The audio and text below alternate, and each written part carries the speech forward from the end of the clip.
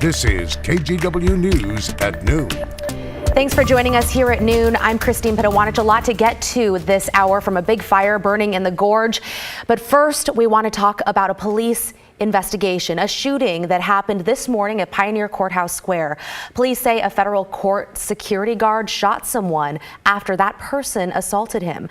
They are both in the hospital with non-life-threatening injuries. Our Blair Best is on scene. Blair, what more can you tell us?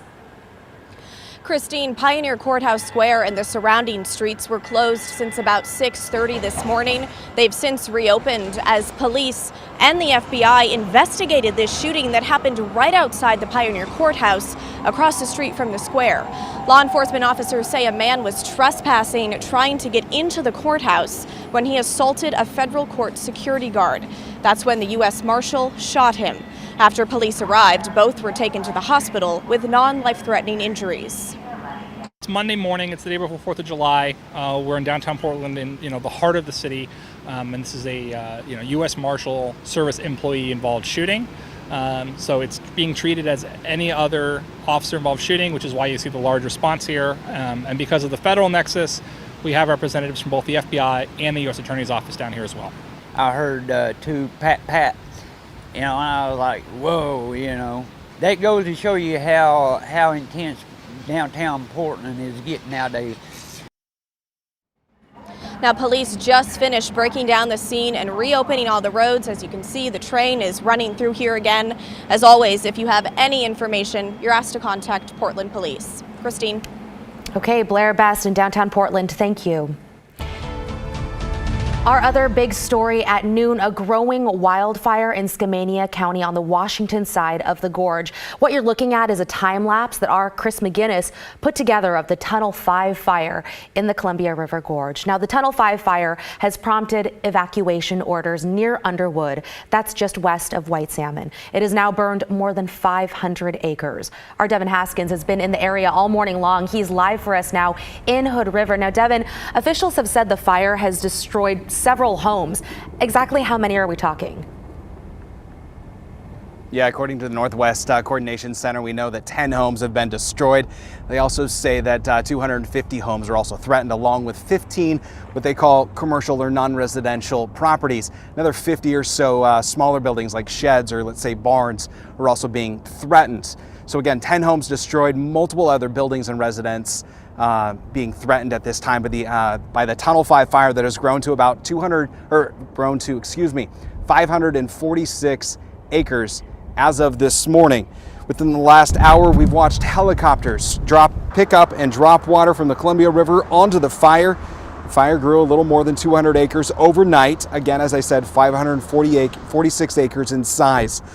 Overnight, the largest growth of the fire officials say was to the west, but stayed pretty quiet to the north, south, and east. Because of how fast this fire has grown and the red flag warning now in effect, Washington has upgraded their response from a Type 3 to a Type 2. That means more crews and resources will be pouring into Skamania County to help protect those homes and to get a fire line around it. The terrain is really challenging out there. It's very steep and rugged and hard to access by ground. Again, we do have some aviation resources dropping water, and we do have some fire bosses, which are the planes that have been dipping out of the Columbia. Now, you heard her say how difficult the terrain is. That's one of the reasons why there is a 0% containment line on this.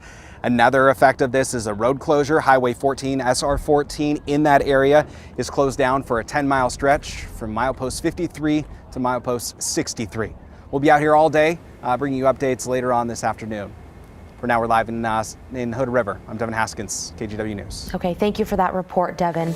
Okay, Rod, I know I could see a little bit of the wind impacting Devin there, but it's also really hot, not great for firefighting. No, and of course, so we've been becoming growingly dry out there as well. Behind me, I just grabbed this from the camera at Cathedral Ridge Winery. This is in Hood River looking across. You can't see the Columbia from this vantage point, but there's the smoke from the fire on the Washington side right there. And just to read a couple of quotes from the fire discussion that was put out from the crews battling this blaze this morning. They say still very active fire behavior, what they're calling wind-driven runs.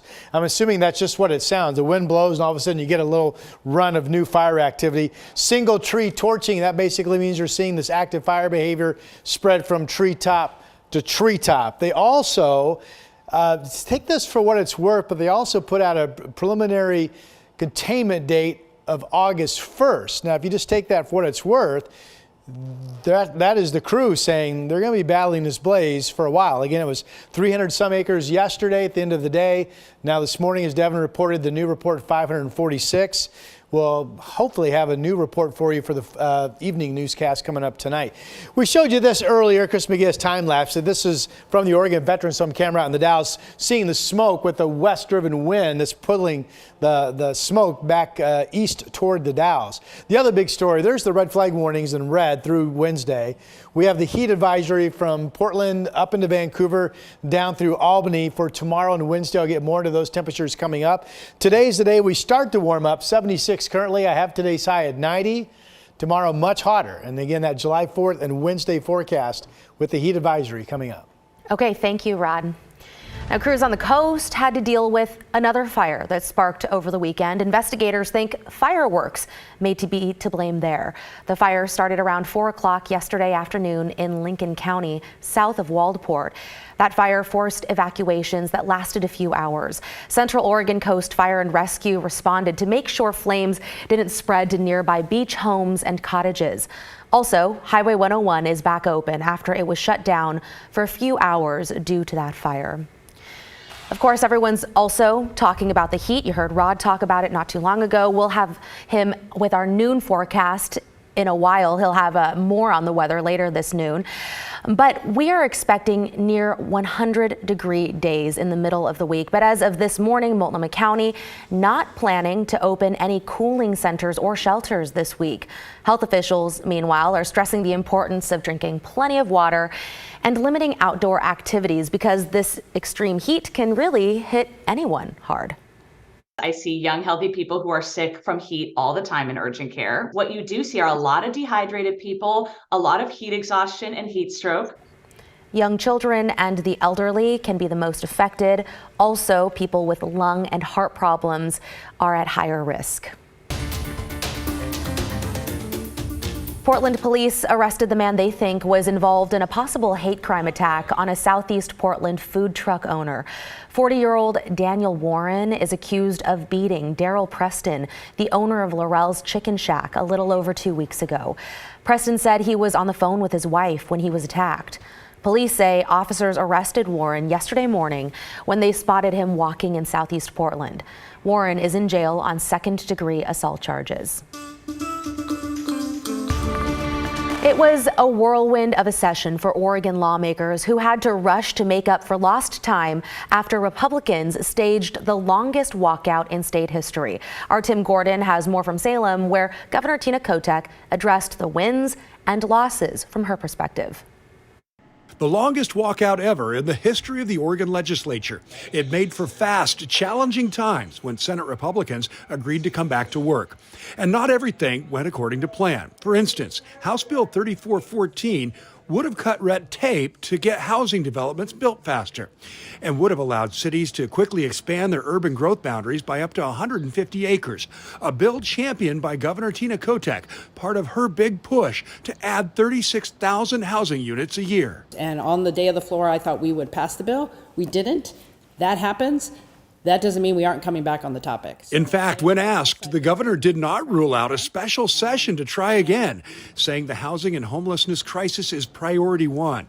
She also applauded legislators' $200 million commitment early in the session for more shelters, rent assistance, and other initiatives designed to keep people housed and help those who aren't. So this is a full-bore, all-hands-on-deck approach. And now the session's over, we don't let up. We are having conversations every day with communities of how they can address this issue locally, and I want to see progress. Another key win, according to Kotek, was Oregon's billion-dollar commitment for replacing the interstate bridge. She says the time is right to push forward. This focus on the session was about making that financial commitment that has been made. We need to replace the bridge. It is a safety issue that we need to address, and I'm glad that we are lockstep with Washington State, going to our federal partners to ask for the support we need to do the project. And speaking of transportation, a pump-your-own gas option is coming for all Oregonians when the governor signs that bill into law, one of more than 300 bills she has on her desk. Tim Gordon, KGW News. In national politics, the competition for the Republican 2024 presidential nomination is heating up, and the top names are now commenting on a slew of recent Supreme Court decisions. More on the latest wrinkle in the race for the presidency when we return.